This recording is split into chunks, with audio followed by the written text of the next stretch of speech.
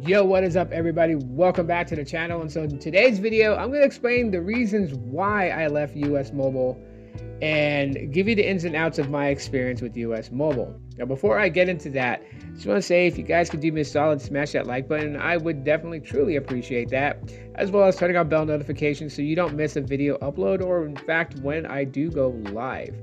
And, if you are enticed to sign up with US Mobile, I can understand. Use my referral code or my referral link in the description to let US Mobile know that I sent you their way. I would appreciate that too as well.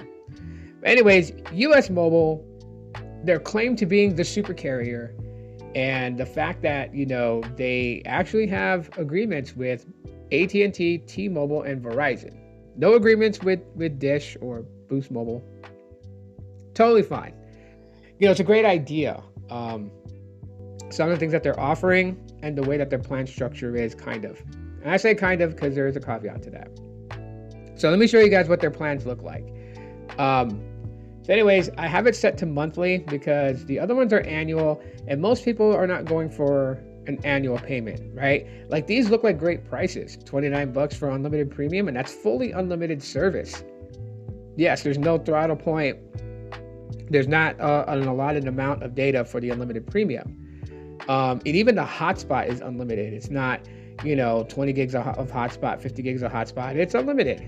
However, the problem is that you're paying this $348 for this plan because it's $29.99 a month. So you're going to be paying, $328 for it. And yeah, same with the unlimited starter here. It's at $19 a month, so $228 for 12 months. And then their flex, which is annual only. You can only get this plan right here on an annual plan. So you'd be paying $210 for this plan. You go 12 months with it, you get 10 gigs of high-speed data. Cool, not bad. But most people are on the monthly. And this is what I was on right here. That was what I was on. And so, unlimited, $35 is what it was supposed to be. When you use the promo code full speed, you're supposed to get your bill locked down to $35 a month. That's what I thought. That's initially what I thought, because that's the plan that I went with. First of all, I chose the Dark Star network. Good connections, no problems at all whatsoever with the AT&T 5G network. So I did have a multi-network line subscription on it. So I was paying I think $7. Well, I was supposed to pay like $7 or something like that extra. I got to try it out for free. So everything was cool. I was liking the plan. It was unlimited premium data, it was unlimited hotspot. But here's where the problem happened for me, okay? And then I'll tell you guys a missed opportunity that US Mobile should consider making themselves even more competitive. But anyways, the problem that I had was that I was charged incorrectly. When you use the promo code full speed, I don't know how their systems look because I've never worked customer service for US Mobile. But what I'll say is this: they should get with their IT team and they should redesign the system that the customer service agents use. And if someone has used a promo code, then that promo code should lock in on the customer's profile, showing that they in fact did put the promo code that's supposed to give them X amount of dollars off whatever promotion that they signed up with. So when I use the full speed promotional code, my bill is supposed to be $35 a month.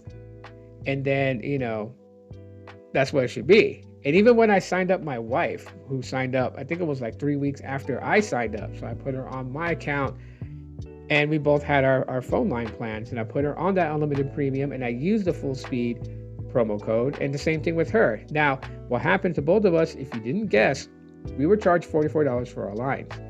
Chatting in with customer service reps, I do get that they have to be very inquisitive about everything, because there are lots of people who didn't use the promo code call up and say that they did, and that there was a glitch or a malfunction on US Mobile's end, and that they should be given the $35 price instead of the $44 monthly price.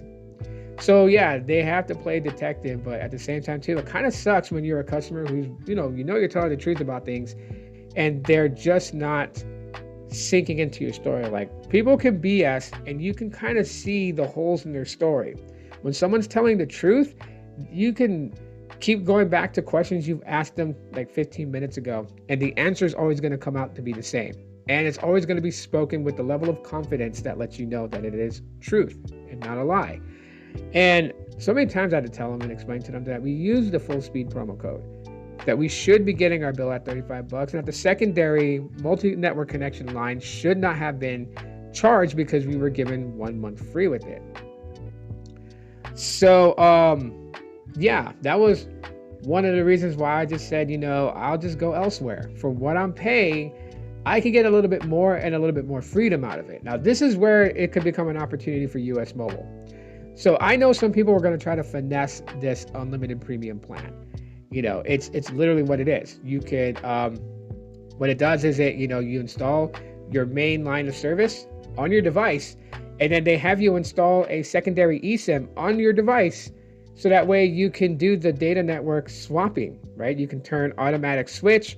It'll switch between whatever network is the strongest. You only are allowed to have 2. So you have your main service. So whichever, if you signed up on Lightspeed, Darkstar, Warp, whatever your main primary line was signed up on, you have that network access, and you get a second network access. So if Verizon is good for traveling in the places that you go, then, if you're like on Lightspeed, because T-Mobile's great in your hometown, you can get a Warp data access eSIM that'll allow you to access Verizon's network when T-Mobile is non-existent or very weak. Now, the problem with this, and I don't know why that they have it set up this way, the secondary eSIM comes with the phone number, obviously, but it comes with an active phone number, which means that when I had it installed on my Google Pixel phone, I had 2 registered phone numbers for RCS messaging. When I took out, because my Darkstar network was on a physical SIM, when I popped that out because I wanted to use a different phone, hence, I'm on YouTube making phone videos, then whatever phone that I had, the eSIM for the multi-network connection data-only SIM, that's how I found out that it was a full-fledged phone number, because then on that phone, I started getting text messages, like spam messages and stuff like that. I'm like, why? Then I made phone calls from it, and I was like, oh my God, it's a working number. So I didn't understand why they have basically 2 active phone lines, your phone line, your main primary phone line, and then a secondary phone line, not just a data-only eSIM. And then people are like, well, they don't have data-only eSIMs. It's possible. My current provider, Google Fi, has that. You can get physical data-only SIM cards on your phone line with Google Fi, but now you can also download an eSIM that is data-only. And trust me, it's on one of my phones, and it makes no phone calls, and it does no text messaging from it. Only accesses data, which I'm fine with because I use Meets for video calling and audio calling, and I use Google Chat for texting. So it is what it is there. And so I'm saying that this is a very good opportunity, because Google Fi doesn't care how you use a data-only SIM. Like if you're a single parent and you have 1 child, you as a single parent can have the primary line with the active phone number, active text messaging, because you might get text from work, you might get text from colleagues and stuff like that. But you can get a data-only SIM card and put it in your child's phone, and they're basically running off your data. So you guys are sharing data. It's a family plan, and it's like $65 a month. That's not bad. And I wish that US Mobile would do something like that, because that would be very killer for their company that's already doing pretty good having these 3 network accesses.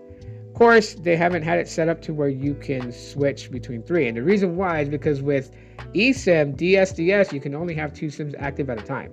So even if you had your primary line is Lightspeed, your secondary data line is Warp, and you got Darkstar as your third, data connection, the Darkstar line would be off. Like the SIM would be turned off. You'd have to go into your networks, pull up your list of SIMs, turn off 1 of them, and then turn on the 3rd one. So you can't have 3 active running with DSDS. We're not there yet at dual SIM, dual active, where you can have multiple, SIMs with data connections active at the same time. We're not there yet, but we're getting there when it comes to technology. So, but yeah, because of that, because of the constant haggling with customer service to fix a bill that, not only should the first time that I report it be fixed from that point. I shouldn't have to call in on my 2nd month with them to do the entire walkthrough story again, so that way they can just, fix the charge and then do it again a 3rd month. I mean, it just, when you're having to call back into customer service every month, that's what annoys people. So anyways, that's the reason why I left US Mobile for story time. Let me know if you guys ever use US Mobile, if you're considering it, like I said in the description, there's a referral link. Click on it and get yourself signed up with US Mobile and take advantage of their multi-network connection. But that's all that I have for you guys today. I'll bring more back, and I'll let you guys know why, I left Boost Mobile, why I left Mobile X. All these reasonings will be coming up in future videos, so keep it locked in. And also check out my phone reviews that I've been doing lately. And if you're a fan of short form content, check out my Shorts channel, which is called The Short Side of Tech, and you guys will get all your fill on Shorts. Until then, talk to you on the next one.